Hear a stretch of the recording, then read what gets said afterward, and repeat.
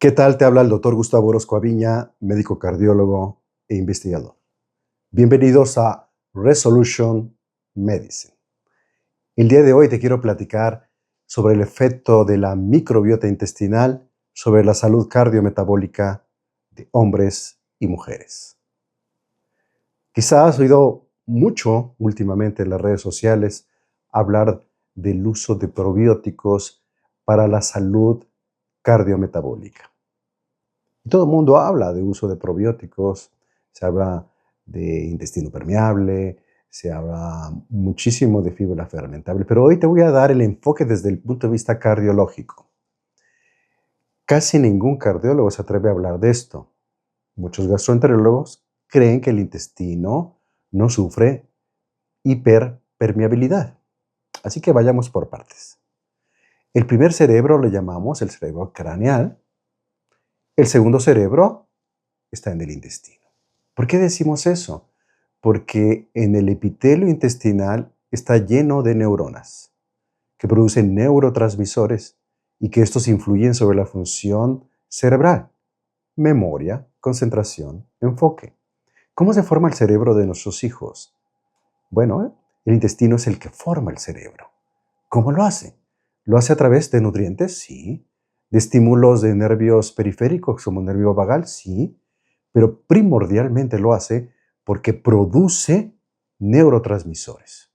Hoy sabemos que más del 85% de la serotonina se produce en el intestino, necesaria para el estado de ánimo, para la moralidad de nuestro cerebro. Esta hormona, este neurotransmisor, se produce en el intestino. Pero para ello se requiere las siguientes características. El intestino tiene que tener conexión y cohesión. Debe haber cohesión, es decir, membranas del epitelio intestinal íntegras, para que entonces esta cohesión permita la comunicación. Mi teoría es que la enfermedad es un síndrome de desconexión. Cuando el epitelio intestinal no tiene esa cohesión, esa integridad, porque las proteínas que deben de unir como ladrillo por ladrillo, célula por célula del epitelio, para tener como si fuera una liga, apretar y desapretar para permitir la entrada de nutrientes. Si esto se ha perdido la integridad, luego entonces parte de las bacterias patógenas enviarán señales al cerebro, al corazón, al hígado, señales inflamatorias que bloquean el efecto de las hormonas. Estas uniones apretadas son 100% dependientes de lo que llamamos microbiota. Y microbiota es un conjunto de bichos que pueden ser virus, bacterias, hongos, parásitos, que deben estar en sintonía con el epitelio intestinal y deben convivir en ese lugar donde debe haber bacterias muy pocas patógenas y la mayoría benéficas.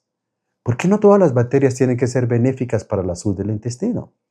Puesto que el sistema inmunológico que está debajo de esa pared intestinal, que llamamos en inglés GAL, por sus siglas en inglés, que es tejido linfoide asociado al intestino, debe interpretar las proteínas, las sustancias perjudiciales, teniendo de rehén algunas bacterias, hongos o parásitos como un ejemplo de lo que no debe estar dentro del cuerpo.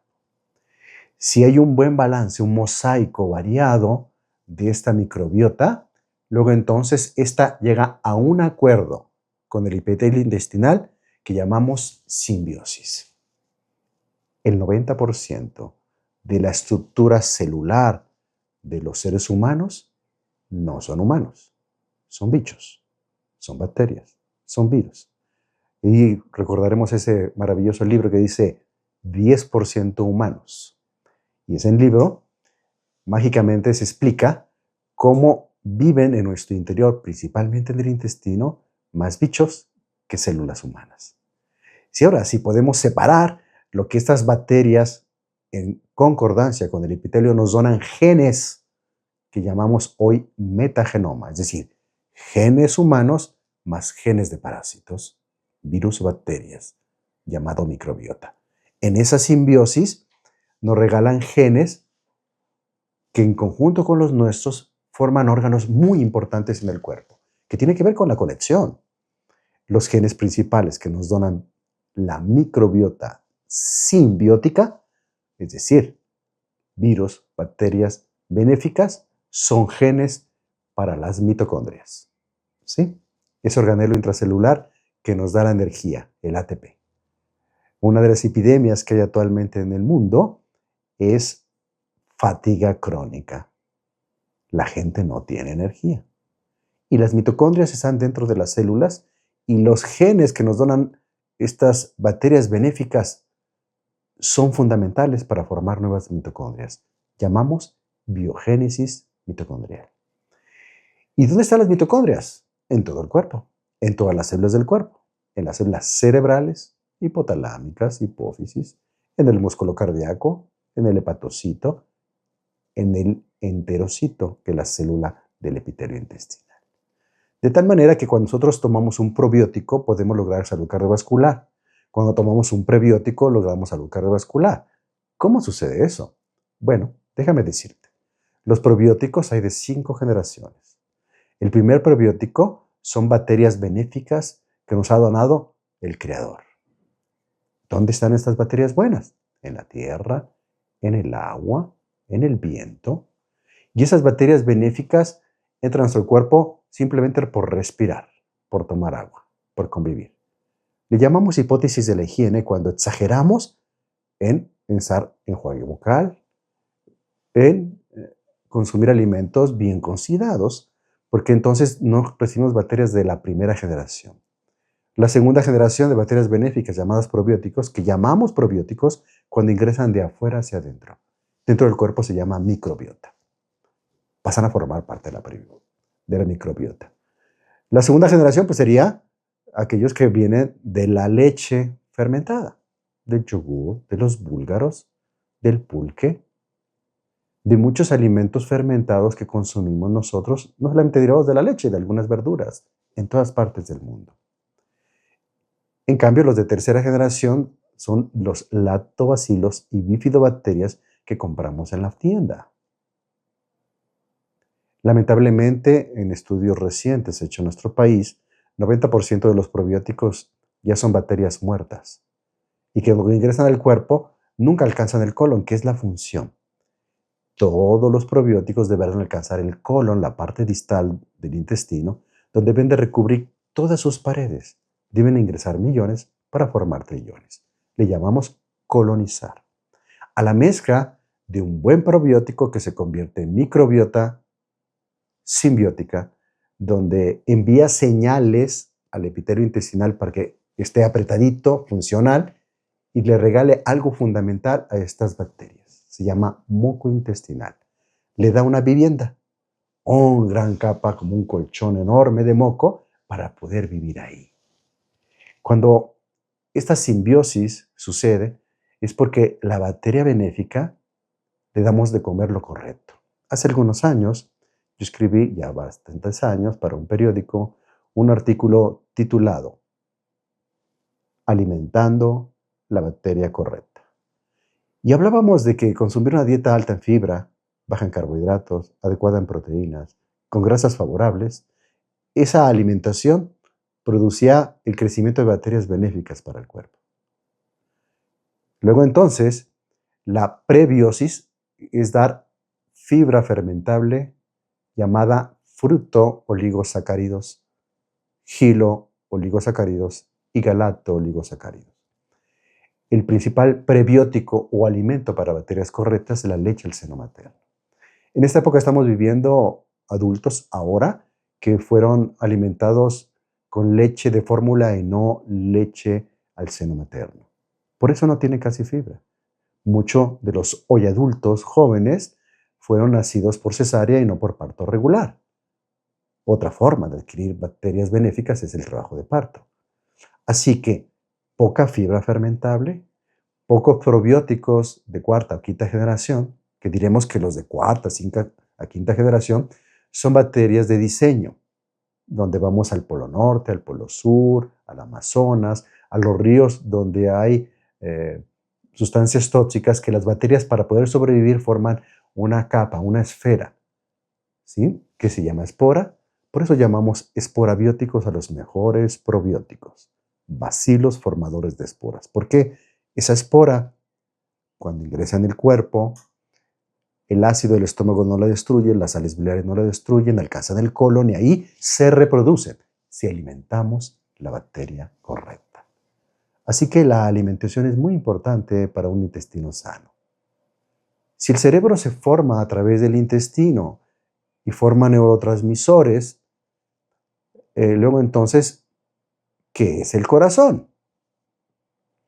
El corazón es la interfase entre el intestino y el cerebro.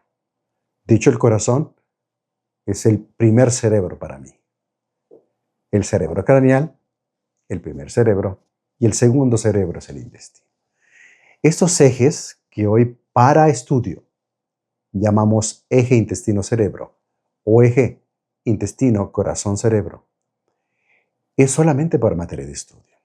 Esa comunicación que hablo yo entre intestino, corazón y cerebro nos proporciona un crecimiento cerebral exponencial pero conectado.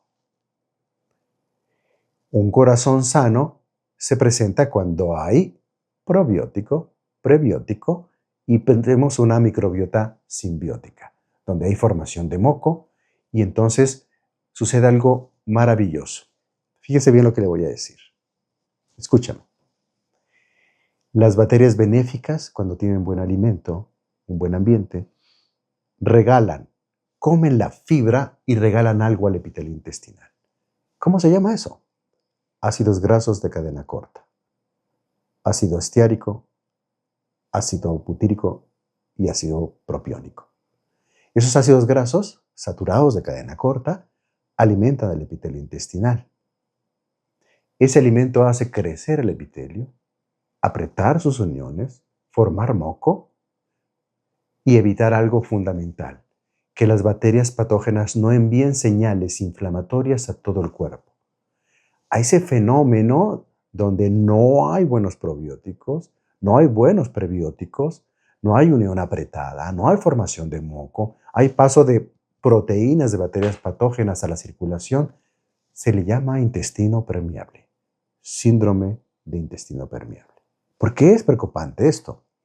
Porque no solamente habrá una infección, sino es que esas partes de bacterias, principalmente es LPS y endotoxinas, producen algo que se llama endotoxemia metabólica, es decir, partes de bacterias que a través del intestino permeable alcanzan el corazón, el cerebro, el hígado, los vasos sanguíneos, el tejido adiposo. Y produce primero inflamación y luego bloqueo hormonal. Así que la resistencia a la insulina, la resistencia a la leptina, la resistencia a hormonas tiroideas es de origen intestinal. La salud cardiovascular es importante porque el incremento de triglicéridos, el incremento de colesterol, el incremento de resistencia a la insulina y inflamación va a los vasos sanguíneos. De tal manera que la salud cardiovascular, hoy una de las herramientas fundamentales es modificar la microbiota intestinal, evitar el intestino permeable, la endotoxemia metabólica. Hace algunos años que yo hablaba de esto en algunos hospitales y hablaba que el intestino permeable, bien tratado, con probióticos, prebióticos, simbióticos, que es la unión de fibra fermentable con bacterias benéficas, daba salud cardiovascular y fui tachado de loco. Claro, cuando tú tienes bien definido cuál es el mecanismo de la enfermedad, que se llama inflamación crónica de bajo nivel, estamos seguros que la resolución de la inflamación intestinal, la resolución del intestino permeable, la resolución de la microbiota disbiótica, la resolución de la desconexión cerebro-corazón, cerebro-intestino, es la única forma de disminuir la inflamación sistémica que entra por el intestino.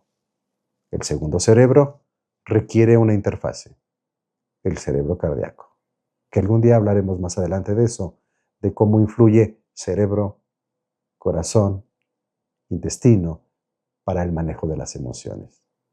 La salud cardiovascular tiene una gran oportunidad de ser modulada a través de resolver la inflamación intestinal. Bienvenidos a Resolution Medicine.